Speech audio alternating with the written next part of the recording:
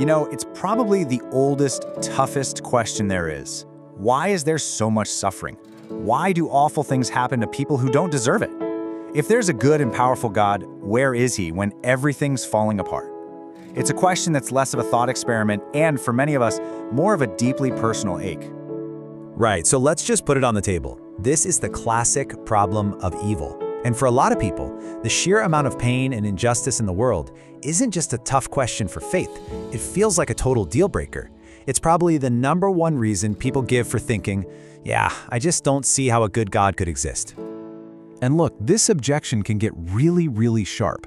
The famous atheist Richard Dawkins doesn't mince words at all. And when you hear language like that, you realize this isn't some polite academic debate. For people who see it this way, the very idea of a good God in a world like ours is just, well, it's morally offensive. So, how does one even begin to answer that? Well, today we're going to unpack one particular response. We're going to walk through the arguments laid out by philosopher Dr. Frank Turek. Now, just to be clear, the goal here isn't to convince you one way or the other. It's simply to explain his case, step by step, so we can all understand the logic behind it. First up, evil as evidence, a counterintuitive claim.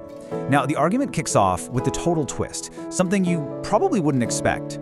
Instead of trying to excuse or minimize evil, this view claims that the existence of evil is actually proof for God's existence.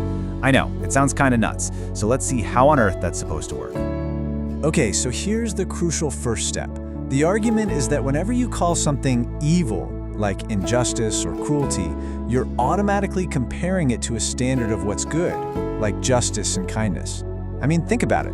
How could you know something is truly wrong if you didn't have some kind of built-in idea of what's right? And the main analogy they use to explain this is super simple, but really effective. You see this crooked line here? The only reason you know it's crooked is because your mind has a concept of what a straight line is. Without the idea of straight, the word crooked would be meaningless. The crookedness is just a departure from that standard. This whole idea was famously summed up by C.S. Lewis. And what's so fascinating is that Lewis was an atheist for many years, and this very problem is part of what changed his mind. He realized that his own anger at the injustice in the world didn't make sense unless there was a real, universal standard of justice to begin with. So, if you follow this logic, you end up with a very specific definition of evil. It's not its own thing, like a force equal to good. It's more like a corruption or a parasite. You know, think of rust on a car. Rust can't exist by itself. It needs the good metal of the car to feed on. Or a shadow. A shadow is just a lack of light. In this view, evil is a parasite that needs good to even exist. And this all leads to the big conclusion of this first point. If we say that evil is real, not just something we personally don't like, but objectively real, then there must be an objective standard of good. That's the straight line. And for Turek and others who make this argument, that ultimate unchanging standard of good, well, that's God. So in a wild paradox, the problem of evil flips around and becomes an argument for God. Okay, the purpose of pain. If evil doesn't disprove God, what is it for? Because even if you buy that first part of the argument, it still leaves you with a massive question, right? Fine, so God exists, but why does he allow so much pain and suffering to go on? What's the point? That brings us to part 2 of the argument. The first big reason given is free will. The thinking goes like this. God wanted to create beings who could genuinely love him and love each other, but real love has to be a choice. I mean, he could have made a world of perfect robots who are programmed to always do the right thing, but you can't have a relationship with a toaster. For love to be real, you have to have the freedom to say no, and that freedom, tragically, is also the freedom to choose to do terrible things. So in this view, God is responsible for the fact that we have freedom, but we are responsible for what we do with it. The second purpose offered here is about character and about getting our attention. C.S. Lewis puts it beautifully again, saying pain is God's megaphone. The idea is that when life is easy and comfortable, we can kind of drift along, deaf to the deeper questions of life. But pain has a way of shouting at us, forcing us to wake up, look at our lives, and maybe look for help beyond ourselves. And just think about it for a second.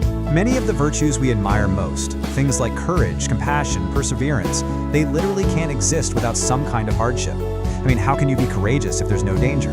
How can you learn patience if you never have to wait for anything? How can you develop deep compassion for others if you've never seen or experienced suffering yourself? From this perspective, adversity is like a gym for the soul. It's the very thing that builds these qualities. And finally, a third purpose is offered, and it's what's called the eternal perspective. This one could be a little mind-bending. The idea is that we are all stuck in time, seeing only one tiny frame of a giant cosmic movie. From our limited perspective, something can look like a meaningless tragedy. But an all-knowing God who sees the beginning from the end can see how that one painful event might ripple out and lead to an incredible good, maybe even generations down the line. So we've got these philosophical points. Evil points to a standard of good, and pain can have a purpose. But this line of reasoning doesn't just stop there, with these abstract ideas. It all builds to one ultimate theological solution. So, what is it? What's the final answer to the problem of evil? According to this Christian viewpoint, the final answer isn't a tidy little formula that makes all the pain go away. It's not a clever argument that suddenly makes everything make sense. It's actually something much more personal and much more radical. The proposed answer is a God who didn't stay distant and detached from it all. It's a God who chose to enter into the chaos and suffering himself.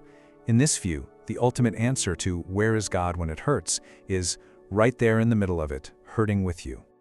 And this is where the entire Christian story comes to a head. The suffering and death of Jesus isn't seen as just some unfortunate historical event. It's presented as God's ultimate, definitive response to evil. It's God personally taking on all the injustice, pain, and death in the world in order to defeat it from the inside out. The solution isn't just an idea, it's an event. This final quote from Lewis really brings the whole thing full circle, right back to that idea of free will.